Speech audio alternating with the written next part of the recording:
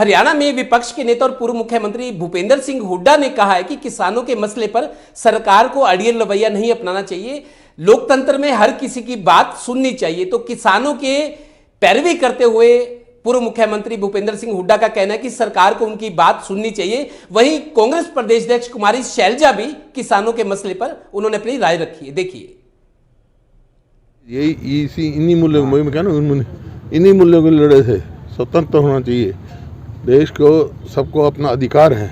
किसान जो आवाज़ उठा रहे हैं, इनकी भी बात चीज से निपटाना चाहिए। दबाने से कभी दबती नहीं आवाज़। सर आज जिस तरह से लाठीचार्ज हुई, हल्का बल प्रयोग किया गया, ये कहा गया कि सरकार की तरफ से कि रास्ता रोका गया है, इसलिए जो है देखिए, कानून तो कोई हाथ में लेते, लेकिन जिस प्रकार से कल मैं देख रहा था, जो वाटर कैनन छोड़े गए कोरोना काल में, तो वाटर कैनन और ज़्यादा बीमारी को बढ़ाएगा। ठंडे उसमें तो बहुत सरकार को भी संयम से काम लेना चाहिए और बातचीत करें उनसे। वो बातचीत करने चाह रहे, जो भी बात करें उनका समाधान निकालना चाहिए।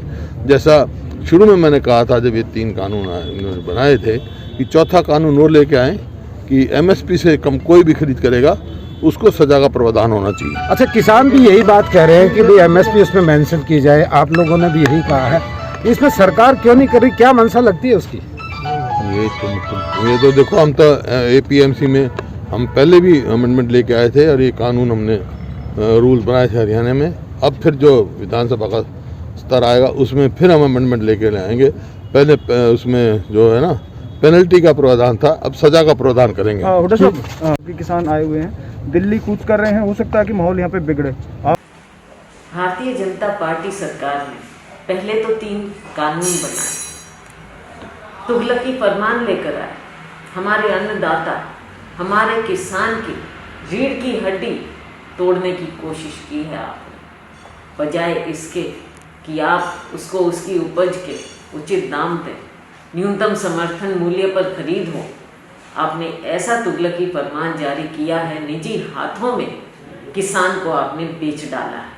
और अगर अब किसान अपनी बात रखना चाहे, एक आंदोलन, शांतिपूर्ण आंदोलन करना चाहे, तो आप उसको वो भी इजाज़त नहीं देते हैं। आपने उनकी बात नहीं सुनी, बातचीत में आपका विश्वास नहीं है, आप हमेशा उनको बरगलाते हैं और आज उनको आप अपनी बात रखने का मौका नहीं देते, उल्टा उनको जेलों में भर रहे हैं, उन पर वाटर कैनन चला रहे हैं, उन पर लाठियां बरसाई जा रही हैं। उसकी खून पसीने की उपज देश खाता है, आज उसका खून बहता है। ये भारतीय जनता पार्टी की सरकार को सुनना होगा, उचित कानून आपको लाना होगा, किसान को उसका न्यूनतम समर्थन मूल्य देना होगा और कृपया आप किसान को अपनी बात कहने का मौका दीजिए। ये लोकतंत्र है, किसान को भी अपनी बात रखने का पूरा मौका होना चाहिए। आपने जगह जगह पर उन्हें रोका है, उनको आप बाध्य कर रहे हैं। पहली बात तो अगर आपने उनकी बात सुनी होती तो वो दिल्ली क्यों आते? उनको आपने बाध्य किया है कि वो दिल्ली आए और अपनी बात को रखें। कृपया ऐसी दमनकारी नीतियों से आप बाज आएं और सबकी बात सुने और उचित कदम उठाएं। ये काले कानून वापस कीजिए और किसान को उसका न्यूनतम समर्थन मूल्य